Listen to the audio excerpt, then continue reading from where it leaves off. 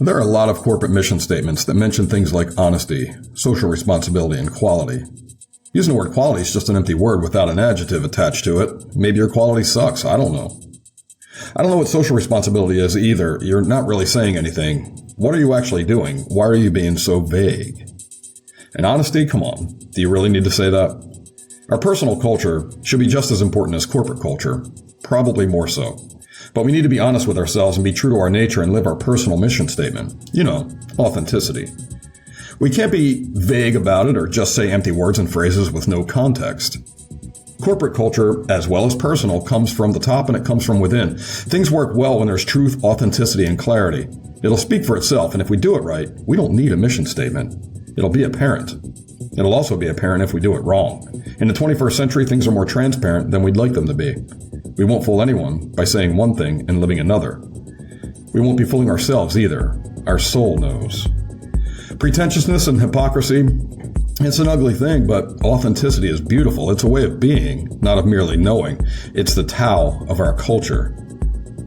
If the corporate culture is one of growth, authenticity, positivity, human engagement, care, support, and providing value, then profitability happens as a byproduct. This is true of our personal culture as well. Our personal revenue goes up when our personal culture is positive, kind, and engaging. But it must be real and it must be throughout. No bullshit or caveats, no acting one way and being another.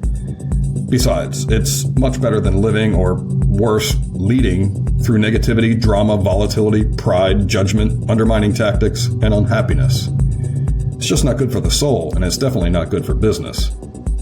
A company is made up of a group of people. That's why when people come over, it's called a company, right? Those people are individuals, each with their own qualities, philosophies, beliefs, approach to life, way of being, personality, character, education, experience, background, baggage, psychology, values, and emotions which can change at any given time depending on the situation in real time.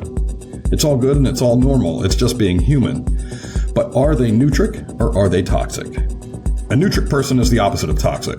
They're nurturing, classy, empathetic, trustworthy, understanding, positive, reliable, personable, generally happy, genuine, supportive. They have a good moral compass and hopefully even a better sense of humor. They're not looking to be offended or triggered for the empty purpose of causing drama. We should be quick to hire Nutric people and even quicker to fire toxic ones. This goes for our personal lives as well. According to Adam Grant, a specialist in organizational psychology, there are 4 deadly sins of work culture. And number 1 is toxicity. It's considered the deadliest sin of all. It's where the organization tolerates disrespect, abuse, exclusion, gossip, selfish actions, and treachery. And if people don't get fired for this behavior, or worse yet, they get championed for it in spite of their actions, then you have a serious problem. His second one is mediocrity. He says, there's no accountability. Even if you do a terrible job, you can still get ahead as long as people like you, especially the C-suite, however false the foundation. And then there's anarchy. There's no rules. Anyone can do whatever they want, especially the ones exploiting mediocrity. Then there's bureaucracy.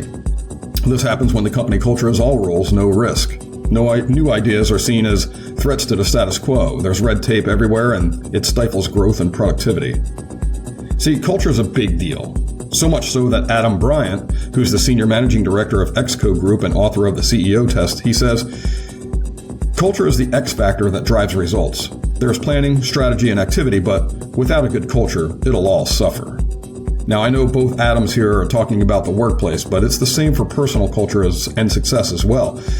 So, if you're putting together a personal mission statement or culture statement, don't be vague or use empty phrases or bullshit words that sound good. It's just a waste of time, and you're better off not doing it at all. But if you do it right, what would it sound like? And if you're happy with that and what it says, start living it and continue. Life's too short and too valuable to spend it in a toxic environment or around toxic people. Go Nutric.